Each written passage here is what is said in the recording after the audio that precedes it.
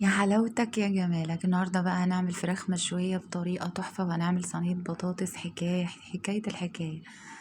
بصوا يا جماعة، ممكن تتاكل كده كمان. يعني بصوا شكلها من قبل ما تدخل الفرن، وبصوا شكلها بعد ما خرجت من الفرن. سلام عليكم، ازيكم حبايبي يا غاليين؟ عاملين ايه؟ يا رب تكونوا بخير. هنقول بسم الله الرحمن الرحيم ونصلي على الرسول. كده حطيت معلقتين زبادي، معلقتين صلصة، معلقتين كاتشب. ماشي. وبعد كده هنحط اللي هو البابريكا صوص، وهنحط التشيلي صوص، ممكن تستغني عن وحطيت كمان معلقة توم كبيرة ومعلقة هريسة الشطة اللي هو دبس الرمان. حطيت كمان روزماري، وحطيت زعتر، وحطيت كاري، وحطيت فلفل اسمر، بهارات فراخ، كزبرة ناشفة، بابريكا، وكمان حطيت توم باودر وبصل باودر وال11 بهار. وحطيت 3 معالق كبار خل عشان تخش في الأنسجة كده وتستوي كده وتبقى زي المهلبية. وكمان حطيت شوية زيت كده محترمين، وحطيت طبعا ملح، وقلبتها كويس. وبعد كده انا كنت نسيت معلقة الكركم، معلقة كركم صغننة كده بتديلها برضو طعم ولون تحفة التحفة. هحط كمان معلقة صويا صوص. تمام. ممكن لو ما عندكيش صويا صوص تحطي عسل اسود. تمام. وبعد كده قلبتها كده. بصوا تدخلي بقى الخلطة بتاعتنا دي من تحت ومن فوق، ويا ريت يعني اتمنى ان انت تسيبيها يوم كامل، تكون احلى واحلى. لو انت مستعجله سيبيها ساعتين. بعد كده بقى اقطع تحتها بصل وجزر وطماطم وفلفل حامي. بصوا الصينيه دي سبايسي قوي. قطعت فلفل رومي وفلفل حامي. لو عندك فلفل الوان حطي، لو عندك قرنبيط حطي، اي حاجه. حطيت توم باودر، بصل باودر، بابريكا، ملح وفلفل اسمر عشان نحيق الخضار بتاعنا. لو انت عايزه تحطي اي خضار تحت حطيه. تمام.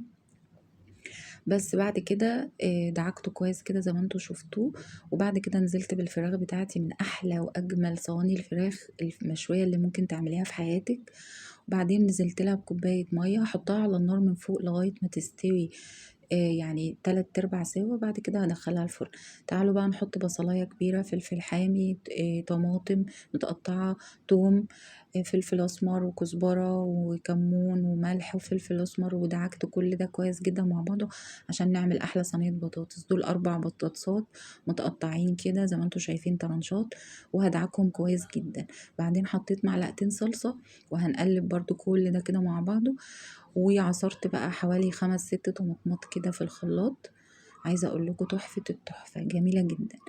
خلاص. وبعد كده هحطها على النار تستوي سوا كامل، واحط لها بقى يعني لما احس، وشويه زيت هحط لها لما احس ان هي غلت كده، هحط لها شويه كوبايتين ميه. وبعد كده كل شويه بطلعها من الفرن. طبعا الفراخ بتاعتي دي خلاص استوت، كل شويه اطلعها من الفرن وادهنها من الصوص اللي نزل تحت. بصوا يعني تحفه التحفه، جميله جدا. ويعني مش عايزه اقول لكم عملته جنبها رز بشعريه، هوريكم قد ايه مستويه. وعايزه اقول لكم الخضار اللي تحت، الجزر طعمه جميل جدا. اللي بيحب السبايسي بقى يا جماعه يعمل الصينيه دي، من اجمل واحلى الصواني الفراخ اللي ممكن في حياتك تعمليها. لو وصلتي بقى لحد هنا في الفيديو، طبق متكامل الغذاء. لو وصلتي لحد هنا متنسيش تدعميني بلايك وتشيروا الفيديو لاصحابكم وحبايبكم. بصوا يا جماعه حلاوتها وجمالها، مستويه بصوا مهلبيه. والبطاطس كمان دخلتها الفرن على فكره عشان تاخد ايه من طعم الفرن. بصوا انا حبيت اوريكم الصدر مستوي قد ايه. وحاولي ان انت تقطعي الفراخ بتاعتك صغننه عشان تستوي معاكي بسرعه وما تاخدش سوا. يا رب الفيديو يكون عجبكم. لو عجبك الفيديو ما تنسيش تدعميني بلايك وتشيروا الفيديو لاصحابكم وحبايبكم، بحبكم قوي. سلام عليكم، باي باي.